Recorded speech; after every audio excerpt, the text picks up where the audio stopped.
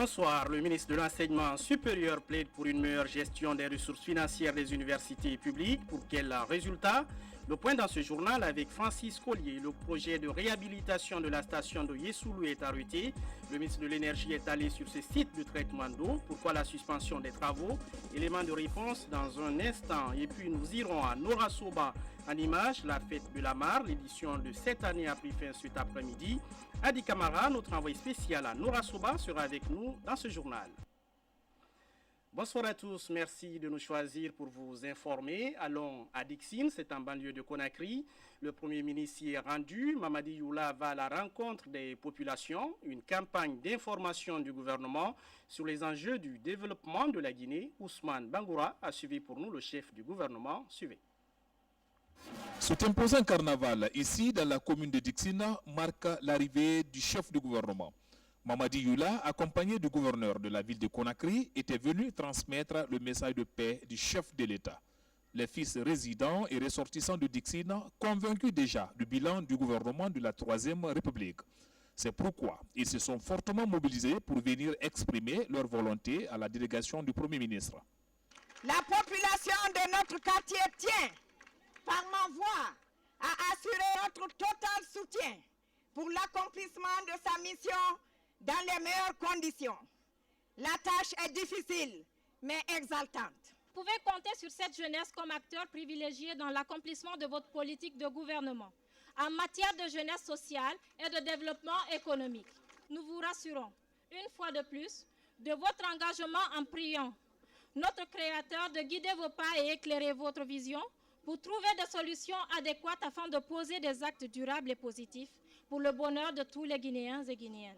Cette marque de reconnaissance de la population de Dixine réconforte le Premier ministre, chef du gouvernement, résolument engagé à remplir la confiance placée en lui par le chef de l'État. Comme vous le savez, le président de la République a dit qu'il entend consacrer son second mandat aux femmes et à la jeunesse. Donc, à travers ce geste, le président a donné le ton. Et la main est tendue aux femmes et aux jeunes pour pouvoir relever le défi du développement de notre pays. Mais ce défi, nous le commençons aussi ici à Dixine, parce que Dixine, c'est là où nous sommes, et nous allons commencer à relever ce défi. À nos sages de Dixine, qui jouent un rôle de stabilisateur et de guide pour l'ensemble de la population. Je voudrais donc les remercier pour ce travail et leur demander de continuer cette mission, de continuer à guider les jeunes, de continuer à guider les populations dans le sens de l'unité, dans le sens de la paix. Le Premier ministre, satisfait de la mobilisation, a mis à profit cette rencontre pour exhorter la population de Dixine à la consolidation de la paix, la cohésion et l'unité nationale, ce pour le bonheur de tous. Comment améliorer la gestion des fonds alloués à la formation dans les universités? Je vous amène à Cancan, où la question est en débat. Le ministre de l'Enseignement supérieur veut instaurer la discipline dans la gestion des ressources financières accordées aux institutions d'enseignement supérieur public. De quelle manière? Élément de réponse dans ce reportage de notre envoyé spécial à Cancan, Francis Collier. Ici, tout commence par la visite chez les notables pour des conseils et bénédictions. Ensuite, le ministre s'est rendu avec sa suite à l'université Julius Nyerere de Cancan, où le vieux démon de la discorde et de la division règne depuis 2012. Pour cause, la mauvaise gestion des ressources financières qui n'ont impacté ni les infrastructures, ni les équipements ou encore moins la formation du personnel enseignant. Le ministre a tout d'abord écouté le syndicat, le comité de suivi, le comité de gestion de l'université et les étudiants avant d'amener toutes les parties à fournir des efforts pour garantir la formation universitaire guinéenne. Je résume un peu toutes ces interventions en pratiquement 3 parties.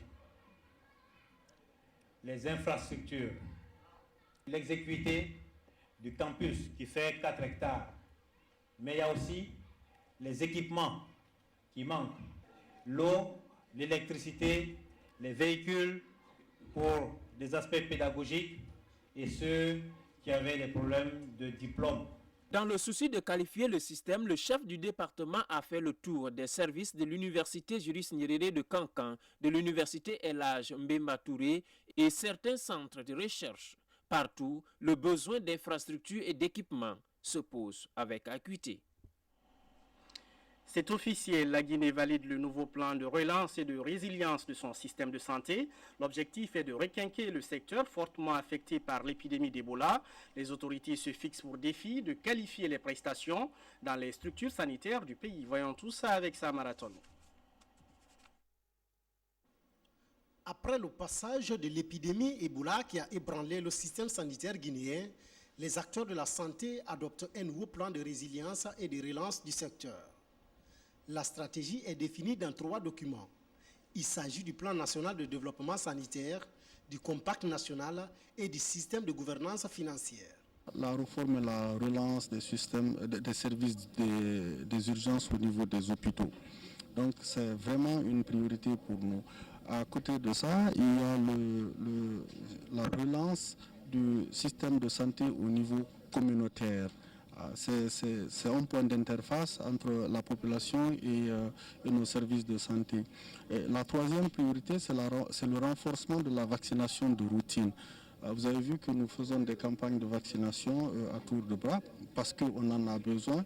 Mais ce qui est sûr, c'est que si on avait une vaccination de routine solide, on n'aurait certainement pas eu besoin de toutes ces campagnes. Ce nouveau plan 2015-2017 est le fruit de la réflexion des responsables en charge de la santé du secteur public et privé, des partenaires techniques et financiers et des organisations de la société civile. Il devrait permettre à l'ensemble des structures sanitaires du pays d'améliorer la qualité de leurs prestations. Aujourd'hui, un pas a été franchi, il s'agit de l'amplifier. Et je pense que le comité technique va encore travailler davantage et les partenaires vont accompagner davantage les autorités gouvernementales pour la réalisation des objectifs. Cette nouvelle stratégie détermine la volonté du gouvernement guinéen à renforcer le système de santé. Et puis rencontre du ministre des Mines et de la Géologie avec la mission conjointe du Fonds monétaire international et de la Banque mondiale. L'objectif est de faire le bilan du portefeuille des grands projets miniers en vue de s'assurer de leur fiabilité sur la croissance du pays. Boubacar Ba nous en dit plus. La mission du Fonds monétaire chez le ministre des Mines. Objectif, faire le point de la situation des indicateurs de performance des principaux projets miniers en termes d'investissement et de production, procéder à la revue des contrats miniers, statuts et calendriers de finalisation et des textes d'application du code minier. La problématique liée à la situation du processus de privatisation des entreprises publiques, initialement identifiée dans le cadre de notre programme sur la facilité élargie de crédit, a fait également l'objet de discussions. Le ministre des Mines a tout mis sur la table. L'impact de la maladie à virus Ebola sur la viabilité des projets qui a entraîné une morosité du secteur et la crise financière enregistrée avec la baisse du coût des matières premières. Des situations qui, malgré tout, ont permis la réalisation de la cartographie minière, l'amélioration des données géologiques et du cadre d'investissement avec l'assainissement du cadastre minier, la mise en place d'un guichet unique pour les permis non miniers et les textes d'application du code minier.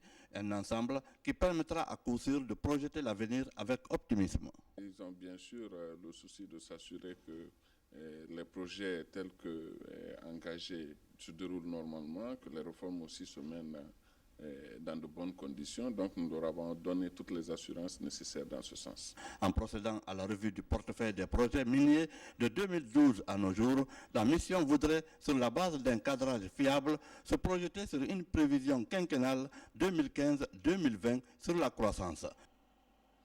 À Timbi Madina, le projet de renforcement de la sécurité alimentaire dans les zones enclavées du nord du pays se poursuit. L'initiative est du REISA, une organisation qui vient en appui à la dynamique paysanne dans la lutte contre la pauvreté et la malnutrition. Fodé Camara nous en dit plus. Au nord de la Guinée, les préfectures de Gawal, Koundara et Mali sont affectées par les effets des changements climatiques. Ces zones enclavées sont le périmètre d'intervention du projet de renforcement de la sécurité alimentaire.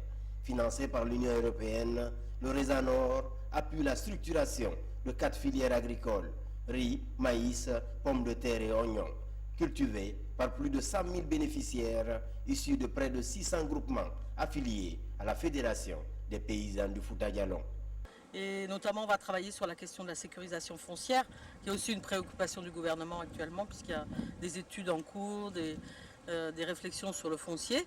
Et également, je pense qu'il y a vraiment une question et une attente de la part du ministère de l'Agriculture et du gouvernement guinéen pour soutenir toutes ces agricultures familiales faire en sorte que la Guinée puisse de plus en plus produire ce qu'elle consomme ou consommer ce qu'elle produit, comme on veut, mais en tout cas que le gouvernement guinéen soutienne vraiment tous ces agriculteurs qui font en sorte d'améliorer la couverture des besoins des Guinéens par la production nationale. La deuxième phase du projet a accompagné les opérations d'approvisionnement en intrants agricoles, semences et engrais, la consolidation des ouvrages hydro-agricoles construits par Rezanor 1, l'appui à la commercialisation des produits agricoles et l'alphabétisation fonctionnelle. Aujourd'hui, en cette période post-Ebola, pour plus d'autonomisation socio-économique dans les zones d'intervention, les acteurs envisagent une troisième phase du Rezanor. On a fait des voyages d'études, à titre d'exemple pour le riz à Madagascar, pour le maraîchage au Pérou, pour les 3 zones, et en France évidemment. Et s'il y a la troisième phase, on va essayer d'améliorer, comme ils disent souvent, la gouvernance. Nous sommes justement en discussion avec l'Union européenne pour la poursuite de ce projet. Donc c'est pour ça qu'on est réunis avec la Fédération des paysans du Fouta-Djallon pour justement voir quelle pourrait être cette troisième phase. L'idée c'est de continuer à renforcer l'agriculture familiale parce qu'elle nous semble être la plus résiliente face aux chocs externes, mais également celle qui permet effectivement d'assurer la sécurité alimentaire des ménages paysans et des populations sur ces territoires. Un des chapitres de l'intervention de cet instrument de développement rural durable est le renforcement de l'agroécologie, un nouveau concept de vulgarisation sur une plus grande échelle du compostage des haies vives et de maîtrise de l'eau, un changement de comportement vis-à-vis de l'environnement susceptible de générer de la richesse et renforcer la sécurité alimentaire dans la région. Rencontre de la représentation de l'Union européenne avec des professionnels du secteur des travaux publics. Les discussions sont essentiellement consacrées à ce qu'ils appellent le DEVI programme de l'Union européenne. Alors qu'est-ce que c'est? Pourquoi? Et quels sont les différents secteurs concernés par ce programme? Les explications avec Ansouman Toumani Kamara. Dans les différents programmes de coopération Guinée-Union européenne, des financements importants sont orientés vers l'amélioration du réseau routier. Et dans les temps à venir, l'Union européenne compte se retirer petit à petit et les investissements routiers appartiendront au passé. Et désormais, l'assistance technique et l'appui institutionnel occuperont une place de choix dans l'amélioration du réseau routier. Il est donc opportun d'aider les acteurs à mieux connaître les différents secteurs d'appui à travers le DEVI programme. Donc l'axe majeur de l'intervention que veut avoir l'Union européenne par rapport au secteur, c'est essentiellement sur l'entretien routier. Et de moins en moins, l'Union européenne fera de dons dans ce secteur, mais privilégiera un instrument qui s'appelle le blending, le mixage entre le don et le prêt.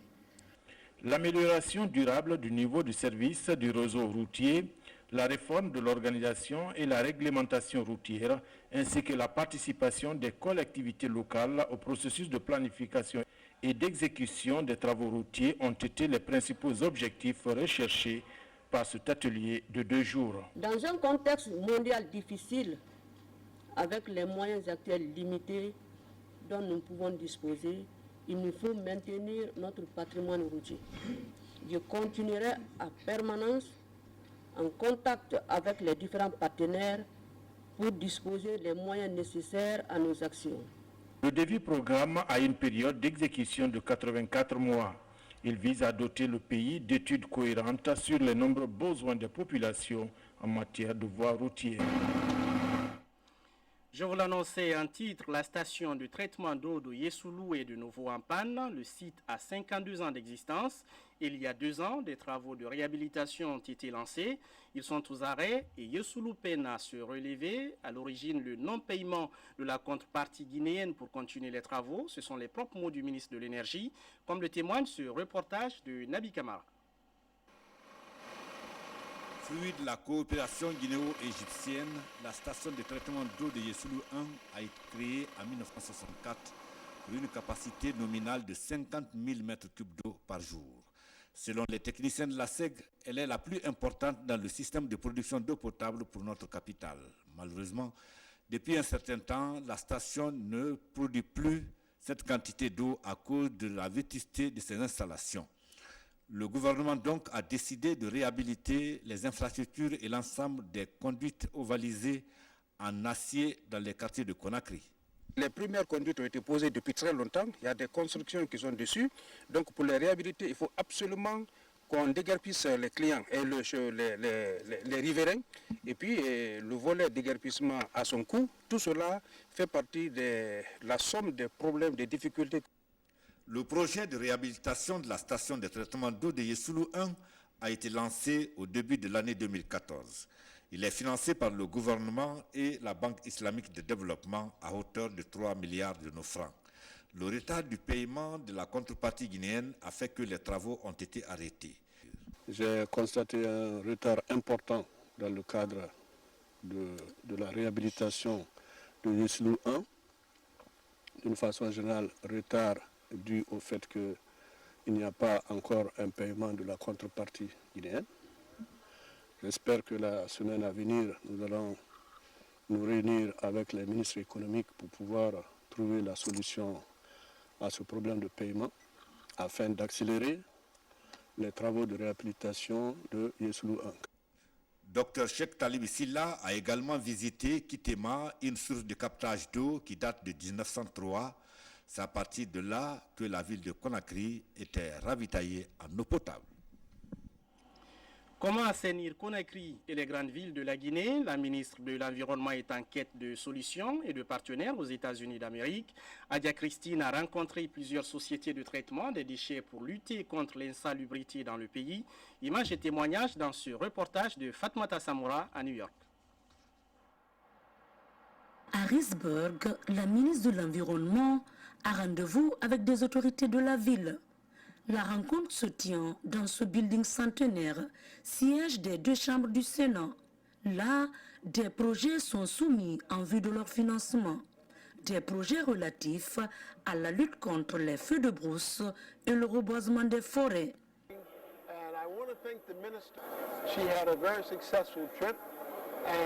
Nous gérons l'adduction d'eau et l'aéroport international de Philadelphie. Nous avons un budget annuel de 10 millions de dollars. Une bonne partie de cette enveloppe est placée sur le marché des capitaux et les gains générés pour ce placement servent à réaliser les travaux d'intérêt communautaire.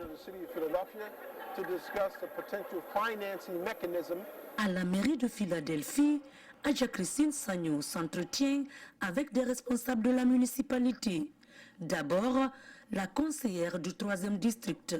Soutien inconditionnel de la communauté guinéenne, Janie Blackwell a aussi supporté le pays pendant la crise sanitaire d'Ebola. Ensuite, une séance de travail avec Christian Dambar, vice-ministre du budget. L'homme explique la stratégie de financement et de réalisation des infrastructures d'intérêt commun dans la ville. J'avoue que la mission de la ministre de l'Environnement de Guinée est un succès. Avec toutes ces rencontres qu'elle a eues avec des bailleurs de fonds et des autorités de l'État de Pennsylvanie, et nous ferons de notre mieux que toutes ces manifestations d'intérêt et de promesses se concrétisent. La journée se boucle par la visite de cette usine de transformation des déchets. Implantée dans la ville de Lancaster, l'unité transforme 1200 tonnes de déchets par jour. Fatoumata Samoura, notre correspondante aux États-Unis d'Amérique. Les hommes d'affaires guinéens et sud-africains se mettent en réseau. C'était à l'occasion de la commémoration récemment de la fin de l'apartheid à Conakry. L'objectif est de créer plus d'opportunités d'investissement en Guinée. Le point avec Diena Boubari. Il y avait du beau monde au réceptif Millennium Suite. Pour cause, la célébration du 22e anniversaire de la Journée nationale de libération de la République d'Afrique du Sud. Sous le thème « Ensemble, travaillons pour le bien-être de nos populations », une séance de réseautage entre hommes d'affaires des deux pays a permis d'explorer les opportunités d'investissement en Guinée. L'amélioration du commerce, de l'investissement et le renforcement des relations devraient être désormais le socle de toute coopération fructueuse. Notre détermination commune à gagner devrait être traduite par une offensive unie et victorieuse. Ceci nous interpelle donc à consolider notre travail dans l'approfondissement des relations bilatérales. Le mécanisme bilatéral existant sous la forme d'une commission mixte de coopération est le catalyseur dans l'atteinte de nos objectifs. Cette incitation des entreprises sud-africaines à investir en Guinée est une stratégie qui aidera à fournir les voies et moyens par lesquels les deux pays pourront accéder à un développement économique complet. Une occasion pour le chef de la diplomatie guinéenne de magnifier les relations d'amitié entre les deux peuples. En célébrant ce soir la journée nationale sud-africaine, nous célébrons aussi les relations séculaires qui lient nos deux pays depuis le moment où la large majorité des citoyens d'Afrique du Sud était soumise contre son gré au régime d'apartheid. C'est cela que nos deux pays et nos deux dirigeants ont en partage. Les valeurs de liberté, de dignité, de fraternité et de solidarité. Pour lier l'utile à l'agréable, une représentation scénique des danses du pays de Mandela a été offerte au public. Cette démonstration culturelle aura émerveillé les invités à plus d'un titre en ce jour de célébration du 22e anniversaire de la Journée nationale de libération de la République d'Afrique du Sud. Le gouvernement Youla se fixe pour défi de valoriser le tourisme, un secteur porteur de croissance mais en difficulté, alors que la Guinée compte de nombreux sites touristiques. Bel Air dans Bofa et Bondabon dans Dubrika par exemple sont des merveilles, pourtant pas très connues, même des Guinéens. Le ministre du Tourisme s'est rendu sur ces deux sites. Pourquoi? Ousmane Kamara nous en dit plus.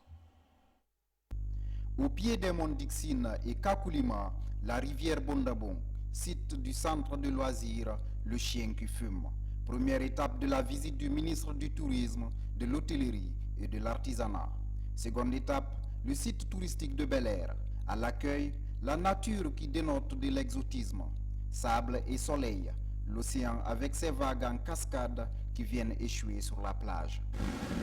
Depuis que j'ai été nommé comme ministre du Tourisme par son Excellence Monsieur le Président de la République, je n'étais pas venu à Bel Air. Mais j'ai pensé qu'il était urgent, par compte tenu de l'infrastructure qui est là, de venir m'assurer et voir de visiter ce qui existe et pour pouvoir prendre la bonne décision. L'hôtel Bel Air, qui a besoin de réaménagement, a été aussi visité par Thierno Ousmane Diallo et sa suite. La fréquentation, le niveau est très bas. Vous-même, vous avez vous-même constaté. Et vous savez que pour qu'un hôtel fonctionne, il faut que l'exploitation soit au moins à 50%. La cuisine ne fonctionne pas et les chambres sont dans un état de vétusté très avancé. Bon, il y a des chambres qu'on utilise parce que faute de mieux, c'est tout l'hôtel qui est à reprendre, c'est entièrement. Il n'y a pas de demi-mesure à faire. On m'a montré des suites, ce qu'on peut appeler des suites, mais ça ne requiert pas la qualité de ces chambres. Le ministre du Tourisme, de l'Hôtellerie et de l'Artisanat compte également visiter tous les sites touristiques du pays. Objectif, toucher du doigt les réalités en vue de prendre des mesures idoines. Condition sine qua non pour faire de la Guinée un véritable pôle d'attraction dans la sous-région. Actualité nationale, je vous l'annonçais en titre, des images de la fête de la mare de Norasoba. Elle a pris fin ce lundi, un événement annuel depuis des dizaines d'années. L'édition qui vient de se terminer a mis en exergue les spécificités sociales et culturelles de cette localité de la région de Kankan. Adi Kamara est notre envoyé spécial à Narasoba, reportage. Très tôt le matin, au sein de certaines familles, l'on s'active et se prépare à aller à la mare. Nouradala est une activité annuelle. Le coup d'envoi est toujours donné par la famille Marasoba de Nourakoro, propriétaire de la mare de Nourasoba. C'est une tradition qui se veut un creuset de réflexion, de rapprochement et de préservation de l'identité culturelle de la localité. Cette fête est significative parce que ça vient sceller la parenté, l'amitié, l'alliance. Ça vient parler de la culture, ça vient parler de la coutume, ça vient parler des traditions, ce que nos ancêtres nous ont légué. Ici, toutes les contrées de Bolonga sont là. Au-delà même du caractère symbolique de l'importance de l'attachement aux traditions, je pense aussi que cette activité est une opportunité pour lancer un appel au retour à la terre, France. Moi, je suis ministre des Mines, il est vrai, mais nous avons un potentiel agricole tellement important que nous devons travailler à ce que la jeunesse retourne à la terre. Cette mare est aussi vieille que Nourasoba. Elle incarne des vertus comme la fécondité, la protection, mais surtout la richesse et la variété des poissons capturés, tout un symbole. Vous voyez une mare qui est préservée pendant 1 an. On n'y pêche pas. Ça rejoint en même temps tout ce que nous faisons maintenant pour permettre aux poissons de régénérer, de se reproduire. Et au bout d'1 an, il y en a suffisamment pour tout le monde. Ça incite. Alors ça donne la vie. Alors de revenir chaque fois, lorsque vous venez dans votre localité, vous voyez que les étrangers viennent, que les activités s'enchaînent et venir revivre en tout cas alors, cette activité de mare qu'on ne peut pas voir tout le temps. C'est un petit moment, mais franchement, qui est très intéressant, très intéressant. Un écrivain disait quelque part que c'est au rendez-vous du millénaire. L'Europe viendra avec sa technologie, mais l'Afrique viendra avec sa culture. Et cette culture, nous devons la partager. Toute l'Afrique doit partager cette culture parce qu'elle s'accepter dans notre différence et partager nos différentes expériences. Aujourd'hui, nous sommes à Nourasoba, demain ce serait ailleurs. Ici, c'est une manière de protéger les grandes valeurs de la culture et de la civilisation pour en faire un formidable outil de développement de nos localités. Ali Kamara, merci pour ce reportage depuis Nourasoba. Allons maintenant à l'Abbé où la ziara de Karamoko Alpha Moulabi a pris fin. C'est une rencontre religieuse au cours de laquelle sa descendance, réunie en fondation, a voulu immortaliser les œuvres de ce grand érudit du Fouta Djallon. Le parcours du Karamoko a évidemment été retracé pour permettre aux plus jeunes de comprendre sa vie et ses actions, comme le montre ce reportage de Abdoulaye Ningilande Diallo. La tabala, un moyen de communication dans le Fouta théocratique. Le retentissement de cet instrument annonce les couleurs et l'importance de la ziara de Karamoko Alpha Moulabi. Une rencontre religieuse pleine de signification pour sa descendance, car elle offre l'opportunité d'échanger les connaissances sur la vie et les œuvres de ce père fondateur. Notre objectif, c'était vraiment de mobiliser le maximum de nos frères et parents, amis et sympathisants de la Fondation Karamoko Alpha. Cet objectif est atteint parce que avec le symposium et le circuit de l'El Bilel, les gens se sont mobilisés et il y a eu beaucoup d'enseignements que nous retenons et que nous devons en fait propager à la génération future. Comme chaque ziara de Karamoko Alpha Moulabi, les représentants des 8 autres diwis ou provinces sont venus témoigner leur sympathie et magnifier l'idéal des ancêtres qui se sont battus pour une cause commune, la propagation de l'islam. Il y a 3 siècles avant, il y avait 100 musulmans qui ont fait la guerre de Talansan. Il n'y avait pas de mosquée au Fouta Djallon. Aujourd'hui, à tous les 10 km, vous avez une mosquée. Ça veut dire que les bénédictions que ces saints ont fait ont permis de développer l'islam dans notre région. Si on pouvait aller vers l'histoire, ça ne peut que renforcer, servir à renforcer l'unité du Fouta Djallon, l'unité des Diwé et l'unité de l'ensemble des Guinéens. Dans la grande mosquée de l'Abbé, plusieurs personnalités venues des pays voisins se sont exprimées pour rendre un hommage à Karamoko Alpha pour son combat pour l'instauration d'un État théocratique et le rayonnement de l'islam. Et puis journée spéciale en hommage à Papa Wemba ce lundi à Kinshasa. Le village Molokai à Matange a accueilli la dépouille mortelle du roi de la rumba congolaise, décédé il y a une semaine sur scène à Abidjan. Le président Joseph Kabila a déposé sur le cercueil du musicien la médaille de grand officier de l'Ordre national des héros nationaux. Une décoration à titre posthume lors d'une cérémonie très sobre ce lundi. Le chanteur dont les obsèques sont prévues mercredi 4 mai est décédé à l'âge de 66 ans. Voilà, c'est tout pour les infos. Merci de nous regarder à Nourasoba, à Dalaba, à Nyumoulou et partout à Gekedou. Bonsoir.